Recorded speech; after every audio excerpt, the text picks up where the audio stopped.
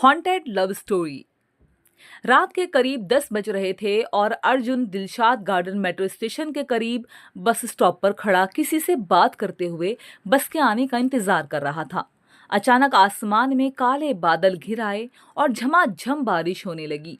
Bus stop पर अकेले खड़ा अर्जुन पहले तो खुद को बारिश से बचाने की बहुत कोशिश करता रहा, लेकिन जब काफी देर तक कोई बस नहीं आई तो हार मानकर मेट्रो स्टेशन की ओर चल दिया। पर बारिश इतनी तेज थी कि कुछ ही सेकंड्स में वो पूरा भीग गया। पर जैसे तैसे अर्जुन स्टेशन के अंदर आ गया। पूरे मेट्रो स्टेशन पर अजीब सी शांति फैली हुई थी। दूर दूर तक कुछ मेट्रो स्टाफ के अलावा स्टेशन पर कोई नहीं था। अचानक ही प्लेटफॉर्म पर एक ट्रेन आ रुकी। अर्जुन ने पहले तो अपने आसपास देखा, फिर बिना कुछ सोचे समझे ट्रेन के अंदर बैठ गया। ट्रेन के अंदर भी अजीब सा सन्नाटा पसरा हुआ था और जैसे ही ट्रेन चलनी शुरू हुई, ट्रेन की लाइट्स कांपने लगी। अर्जुन को ऐसा लगता जैसे कोई उसके आसपास से गुजर रहा है, पर जलती बुझती ट्रेन की रोशनी में उसे एक साया भी नजर आ रहा था। डर के मारे उसकी हालत पस्त हो रही थी और वो बस यही सोच रहा था कि ट्रेन अभी रुक जाए और वो किसी तरह जिंदा बच जाए। पर फिलहाल तो चुपचाप सीट पर बैठा अपना सिर पीछे ट्रेन की खिड़की पर टिकाए आंखें मूंद लेता है, ताकि उसे कुछ दिखाई ना दे और ना ही कुछ महसूस हो।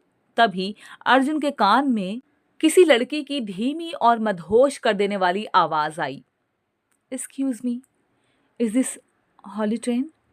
ट्रेन में लाइट के बीच अचानक से किसी लड़की की आवाज सुन अर्जुन एक पल के लिए चौंक गया और चीख पड़ा।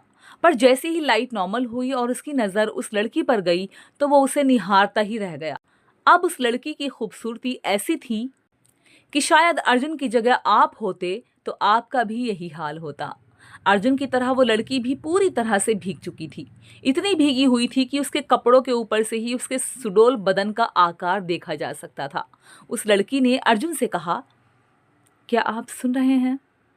अर्जुन अभी भी उसमें खोया हुआ था, क्योंकि उस लड़की का सिर्फ बदन ही नहीं बल्कि हर अदा और नजाकत मनमोहिनी थी। वो लड़की लगातार अर्जुन से कुछ कहने की कोशिश कर रही थी, पर अर्जुन था कि अपने ख्यालों में ही सारी हदें पार कर रहा था।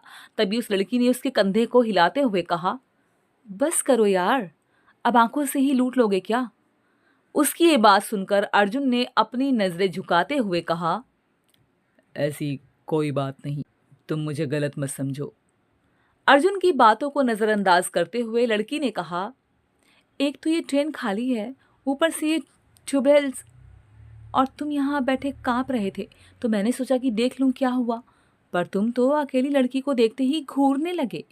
उस लड़की के नाराज लफ्जों को सुन अर्जुन ने शायराना अंदाज में माफी मांगते हुए कहा, अगर बुरा लगा हो तो माफ कर दो, अब खूबसूरती को देखने में कोई गुनाह तो नहीं। अर्जुन के इतना कहते ही उस लड़की के चेहरे पर एक प्यारी सी मुस्कान आ गई और वो उसके बगल में आकर बैठ गई। ट्रेन अपनी रफ्तार में चलते हुए आगे कई स्टेशनों पर रुक रुक कर गुजर चुकी थी, पर अब तक उसमें एक भी पैसेंजर नहीं चढ़ा था। पहले तो अर्जुन को भी ये चीज काफी खटक रही थी, पर इतनी खूबसूरत लड़की के पास में होने से अर्जुन ने इस बात पर जरा भी ध्यान नहीं दिया। देखते ही देखते ट्रेन का टेम्परेचर भी कम होने लगा। लगातार बढ़ती ठंड के मारे वो लड़की अपने हाथ रगड़ने लगी। एक तो बारिश की भीगी, ऊपर से पूरी खाली ट्रेन और कम होता टेम्परेचर जैसे उसे जमाने लगा था। वो अपने हाथों को रगड़कर उसकी गर्माहट अपने शरीर को देने लगी। इसी बीच उसके हाथ अर्जुन से टकरा गए। लड़की के हाथों की गर्माहट से अर्जुन समझ गया कि उसे गर्मी की सख्त जरूरत है और उसने तुरंत ही अपनी जैकेट उतारकर लड़की को पहना दी और उसका हाथ अपने हाथ में ले लिया। पहले तो वो चौंकी, पर अर्जुन के छूने भर से उसके पूरे शरीर में गर्म सनसनी फैलने लगी, जिसे वो चाहकर भी इनकार नहीं कर पाई और उसमें खोती चली गई। लड़की ने धीरे धीरे अर्जुन के दोनों हाथों को पकड़ लिया। दोनों पल पल के लम्हों के साथ एक दूसरे के करीब आते जा रहे थे। दोनों के लबों का आलिंगन होने ही वाला था कि तभी अनाउंसमेंट ने दोनों के अरमानों पर पानी फेर दिया। यह स्टेशन साकेत है, दरवाजे बाईं और खुलेंगे, उतरते वक्त दूरी का ध्यान रखें। अनाउंसमेंट की आवाज सुनते ही अर्जुन की आंखें खुली तो उसके आसपास कोई नहीं था। अर्जुन सोचने लगा, वो लड़की कहाँ गई? अभी तो यहीं मेरे पास बैठी हुई थी। अर्जुन खुद से कहता हुआ पूरे मेट्रो स्टेशन को फिर से देख रहा था, पर मेट्रो में दूर दूर तक फैले सन्नाटे के अलावा कुछ नहीं था। अर्जुन को समझ नहीं आ रहा था कि आखिर वो लड़की गई कहाँ। इतने में मेट्रो का दरवाजा बंद होने वाला था कि अर्जुन को वो लड़की सीढ़ियों से जाती हुई दिखी। इससे पहले कि दरवाजा बंद होता, अर्जुन भी किसी तरह बाहर निकल प्लेटफॉर्म पर आ गया और चैन की सांसें लेने लगा। फिर जैसे ही उसने होश संभाला तो पाया कि पूरा मेट्रो स्टेशन सुन्न पड़ा है। यहाँ तक कि एक सिक्योरिटी वाला भी नहीं दिख रहा है। एक तो वो लड़की भी अजीब लग रही थी, और अब ऊपर से स्टेशन यूं खाली, जिसे देखकर अंदर ही अंदर अर्जुन डर के साए में जा रहा था। इसीलिए वो तुरंत ही मेट्रो स्टेशन से बाहर निकल गया, और वहां भी उसे सन्नाटे के सिवा कोई नहीं दिखा। सिर्फ एक लड़की जो एक ऑटो से बाहर अपना हाथ निकाल कर हेल्प हेल्प चिल्ला रही थी, और फिर अपना सिर बाहर निकालकर जोर से चिल्लाई, प्लीज कोई मेरी मदद करो ना। तभी अर्जुन ने देखा, ये तो वही लड़की है जो मेट्रो में उसके साथ थी। इससे पहले कि अर्जुन उसके पास पहुंचता, किसी ने उस लड़की को पहले से पकड़कर उसका मुंह दबाते हुए ऑटो के अंदर खींच लिया, और अगले ही पल ऑटो तेज रफ्तार से दौड़ पड़ा। अर्जुन उस लड़की को बचाने के लिए ऑटो के पीछे दौड़ पड़ा। अर्जुन ने रास्ते में एक ऑटो देखा जिसका ड्राइवर उसमें सोया हुआ था। उसने ड्राइवर को झकझोरते हुए कहा, भैया उठो, अरे जल्दी उठो ना, गाड़ी स्टार्ट करो और उस ऑटो का पीछा करो, जितने पैसे बनेंगे मैं दूंगा। ऑटो वाले ने अपनी आंख मलते हुए रोड की ओर देखा, फिर चौंकते हुए कहा, मगर भाई क्या? इससे पहले कि ऑटो वाला कुछ और बोल पाता, अर्जुन ने कहा, अगर मगर कुछ नहीं, चुपचाप जो कह रहा हूं वो करो, बोला ना तुम्हें, तुम्हारे पैसे मिल जाएंगे। अर्जुन का लहजा ऐसा था जैसे उसके सिर पर जुनून सवार हो, पर भला एक अनजान लड़की के लिए इतना कौन करता है। ऑटो वाले को भी इस हालत में अर्जुन की बात माननी पड़ी, और वो ऑटो को दौड़ाते हुए निकल पड़ा।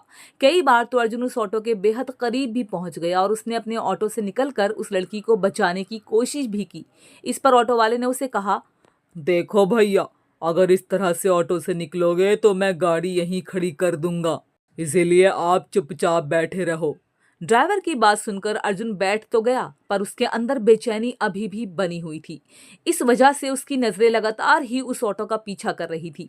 जब पुल पर आकर ऑटो रुक गया तो अर्जुन ने देखा कि ऑटो के अंदर से दो गुंडे निकले और लड़की को पुल से नीचे नदी में फेंक दिया। फिर अगले ही पल वो वहां से रफू चक्कर हो गए। अर्जुन चलते ऑटो से कूद गया और उन गुंडों को पकड़ने के लिए उनके ऑटो का पीछा करने लगा। कुछ दूर तक तो अर्जुन ने उनका पीछा किया, लेकिन जब उसका दम फूलने लगा तो कदम अपने आप ही रुक गए। थक कर वो वापस पुल की उसी जगह पर आ गया जहां से उस लड़की को नीचे फेंका गया था। वो लड़की अभी भी जिंदा थी और जान बचाने के लिए पानी में हाथ पैर मार रही थी। अर्जुन को देखकर वो हेल्प मांगने लगी, मेरी मदद करो प्लीज, मैं मरना नहीं चाहती हूँ। अर्जुन ने जब उस लड़की को तड़पते सुना तो वो भी पुल से नीचे पानी में कूद गया। उसे पानी में कूदते देख ऑटो वाले की जान हलक में आ गई। उसने तुरंत पुलिस को फोन लगा दिया। अगले ही पल पुल पर सायरन की आवाजें गूंजने लगी। गोताखोर को नदी में भेजा गया और अर्जुन को अस्पताल। अगली सुबह जब अर्जुन की आंख खुली तो सबसे पहले उसने उस लड़की के बारे में पूछा, वो लड़की कैसी है, कहाँ है, उसे कुछ हुआ तो नहीं ना? सामने खड़े इंस्पेक्टर ने अपनी नजरें झुकाई और सभी कमरे से बाहर निकल गए। फिर इंस्पेक्टर ने दरवाजा बंद कर दिया। अर्जुन ने चिल्लाते हुए कहा, बोलना अभिषेक, कैसी है वो, तू बोलता क्यों नहीं?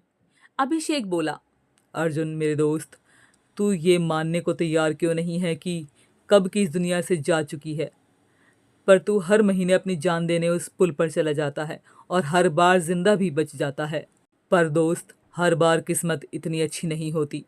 इधर अंदर अभिषेक और अर्जुन की बहस चल रही थी। इतने में दरवाजे पर कान लगाए ऑटो वाले ने हवलदार से पूछा, साहब क्या हुआ है, इसमें मैं तो नहीं फंसूंगा ना? ये पागलों की तरह किसी ऑटो का पीछा करने को बोल रहा था, पर मैं पीछा भी करता तो किसका, जब सड़क पर मेरे ऑटो के अलावा कोई दूसरी गाड़ी थी ही नहीं। फिर अचानक साहब मेरे ऑटो से उतरते और चीखते हुए भागे, पुल पर छलांग लगा दी। सच बता रहा हूँ, मैंने कुछ नहीं किया। ऑटो वाले की बात सुन हवलदार बोले, अरे कुछ नहीं होगा तुझे, ये अर्जुन हमारे साहब का दोस्त है और अपनी लवर के मरने के बाद थोड़ा खिसक गया है, समझा? थोड़ा गैप तो लगता है, पर ये तो पूरा ही खिसक गया है। तुझे पता है, अर्जुन की एक लवर थी जिससे वो कभी मिला ही नहीं था।